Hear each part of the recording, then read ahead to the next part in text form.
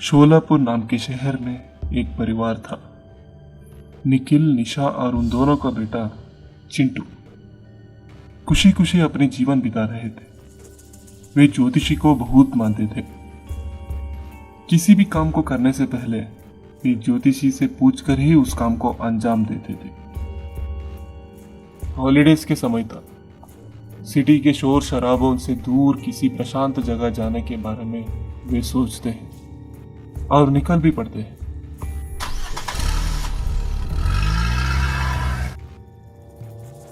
शहर से दूर, बहुत दूर, भीमानगर के गांव में वे पहुंच गए। रास्ते में जाते समय वे देवालयों को, प्राकृतिक सौंदर्यों को बहुत एंजॉय करके जा रहे थे। निखिल निशा से कहता है कि अगर हम इस गांव में एक जमीन खरीद कर घर बना ले तो हम हर वेकेशन पर यहाँ आकर हमारा वक्त बिता सकते हैं। इस बात के लिए निशा हाँ में सर हिलाती है। इसी समय निखिल को गांव के बाहर एक खाली जमीन नजर आया। सिर्फ देखते ही उसे और उसके पत्नी को वो जमीन बहुत पसंद आया। उस जमीन के बाहर एक बोर्ड भी लगा हुआ था जिसमें जमीन के मालिक का नंबर लिखा हुआ था। निखिल ने तुरंत उस नंबर को अपने फोन में ऐड कर लिया और शहर वापस चले गए।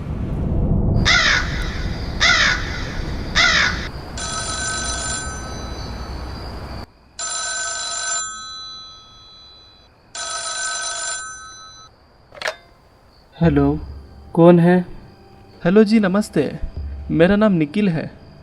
जी नमस्ते, बोलिए क्या काम है? जी मैं आज भीमानगर गांव आया था। वहाँ पर मैंने एक खाली ज़मीन देखा जो कि मुझे बहुत पसंद आया। उस ज़मीन पर एक बोर्ड भी लगा हुआ था जिसमें यह नंबर लिखा था, इसीलिए फ़ोन किया। वो ज़मीन बेचने के लिए रखा है क्या? जी बिल्कुल, वो ज़मीन बेचने के लिए ही रखा है। आपको चाहिए है क्या? मैं ही उसका ओनर हूँ। जी बिल्कुल चाहिए। कितने में बेच रहे हो वो ज़मीन? लगता है इस आदमी को उस ज़मीन के बारे में कुछ भी पता नहीं है। सालों से कोई भी नहीं खरीद रहा था। अब कोई बकरा मिल गया है, इसी को बेच डालता हूँ। हेलो हेलो, मेरा आवाज़ आ रहा है? हाँ, हेलो, क्या बोल रहे थे आप? जी मैं बोल रहा था कि मुझे आपका ज़मीन खरीदना है। कितने में बेच रहे हो? ज़्यादा भाव नहीं है, सिर्फ 2 लाख। 2 लाख? इतना कम दाम में क्यों बेच रहे हो? भाई साहब, इसके पीछे कोई बुरी कारण नहीं है। मुझे अभी पैसे का बहुत ज़रूरी है, इसीलिए बेच रहा हूँ। ठीक है, तो फिर मैं कल आकर सब सेटल कर दूंगा। तो फिर ठीक है, कल मिलेंगे। रखता हूँ। अजीब आदमी है यार।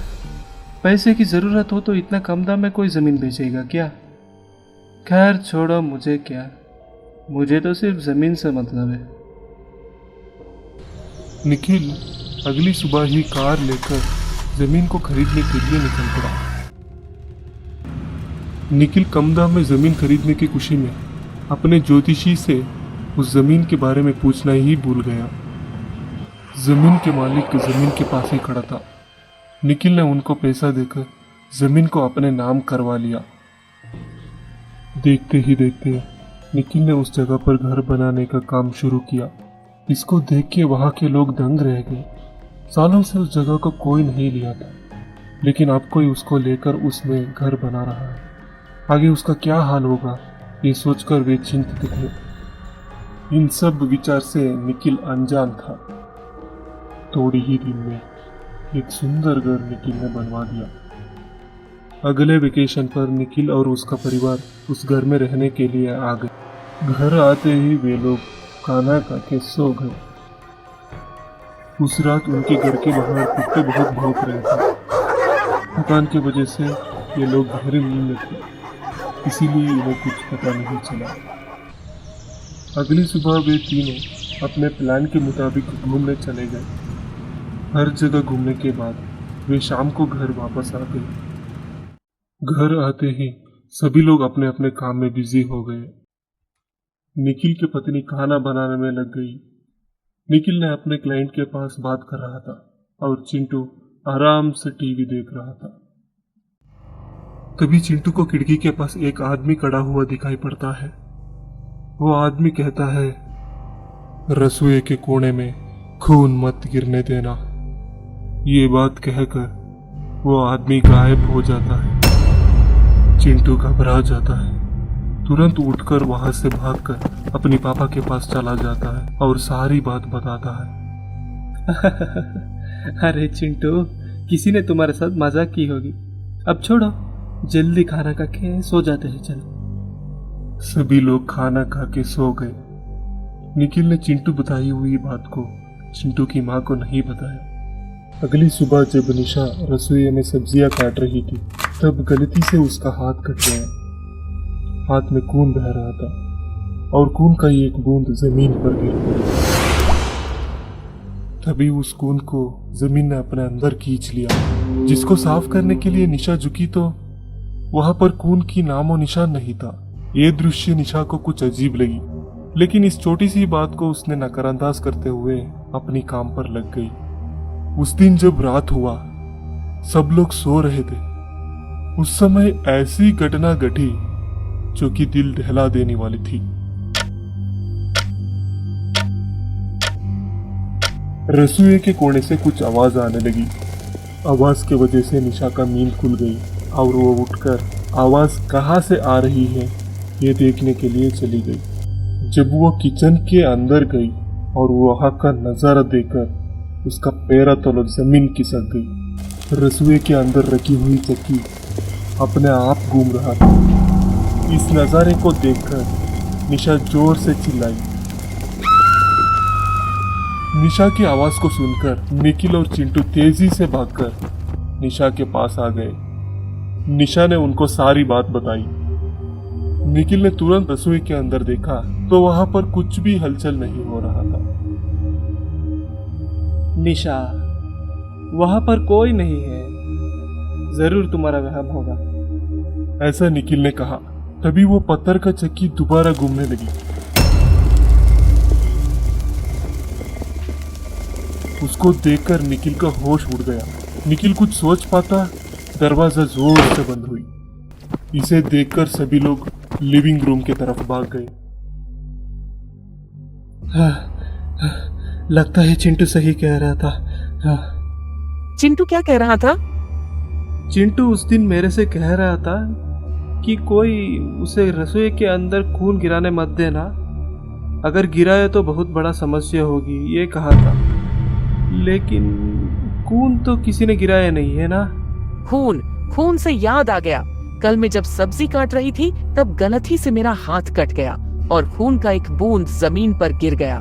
तब मैं उसे साफ करने के लिए झुकी तो वहां पर कुछ नहीं था। क्या? ये बात तुमने मुझे क्यों नहीं बताई? लगता है कोई बुरी चीज हमारे साथ होने वाला है। वे लोग बात कर ही रहे थे, तभी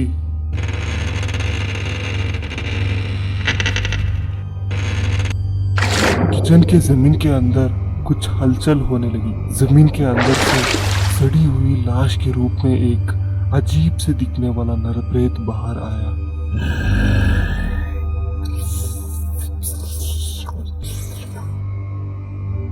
इतना सालों बाद एक बूंद खून पीकर मजा आ गया। एक बूंद में ही इतना मजा आया। अब तो तुम सब लोगों का सारा खून पीकर कई सालों का भूख मिटा लूंगा।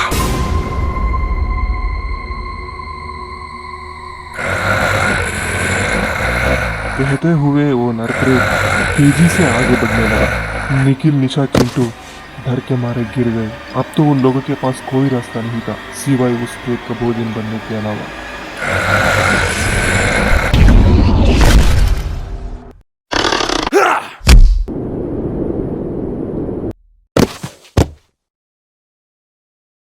आप लोग ठीक हो?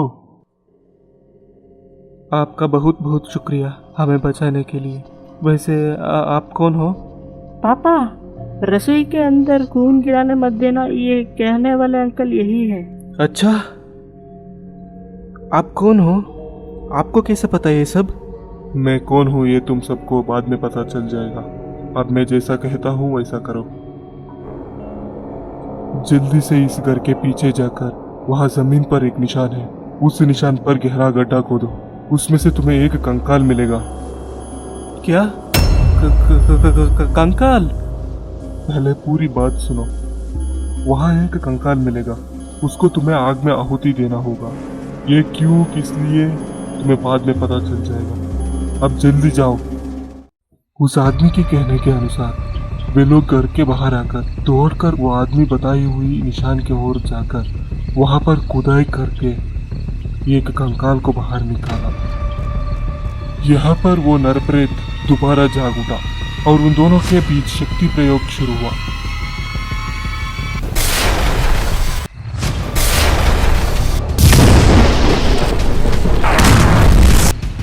नरप्रेत के वार से वो आदमी नीचे गिर पड़ा। अगला ही पल वो नरप्रेत उस आदमी पर हमला करने के लिए आगे बढ़ा। तभी निखिल ने माचिस को चीरते हुए उस कंकाल पर आग लगा दिया। कंकाल में आग लगते ही नरप्रेत हमेशा के लिए आग में तब्दील हो गया। बाद में उस परिवार को पता चला कि उन लोगों को मदद करने वाला वो आदमी बल्कि इंसान नहीं, एक अच्छा आत्मा था।